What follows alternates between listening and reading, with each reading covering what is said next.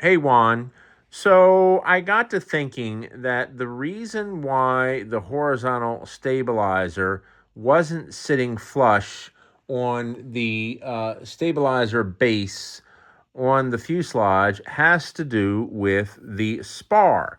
So the position of the spar, as you know, is largely determined by the notches in the rib, and the position of the rib is largely determined by the notches in the stabilizer core, which you see here. But I have a solution. So, as you know, the stabilizer core generally stops here where my finger is. But what if it was actually cut so it matched the spar that extends out? As you know, on the plans for the horizontal stabilizer, it shows the spar extending all the way out to here. And that's what this is right here. This is just nothing more than 1/4 inch balsa. But nonetheless, I cut it in that pattern.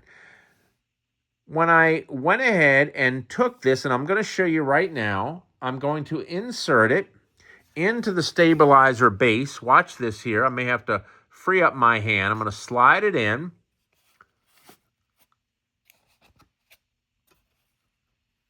And you can see, except for that little tiny gap up front, which is just the stabilizer curve in the stabilizer base, you can see how flush it sits.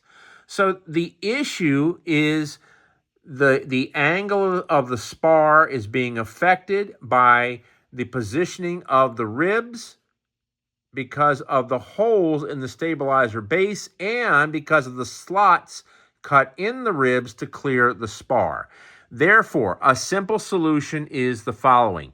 All you have to do is to go through and when you go to cut the stabilizer core, extend it out so it matches the angle of the spar like you see here.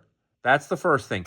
The second thing is in the same way that you would laser cut the name of the part on the part itself in that light etching, go ahead and etch a very faint, fine line like you see here on the plans. So that way, when you go to lay the spar down, it lines up exactly in this space, as you see here. And it also lines up with this part of the stabilizer core. All right.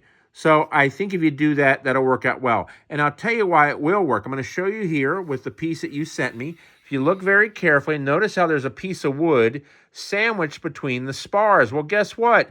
That's ply. So the stabilizer core is already ply.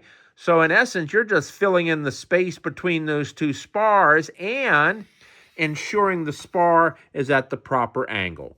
So try that. If you want to send me the parts, I can build it again. I'm more than happy to. Um, yeah. Anyway, that's it. Let me know your thoughts.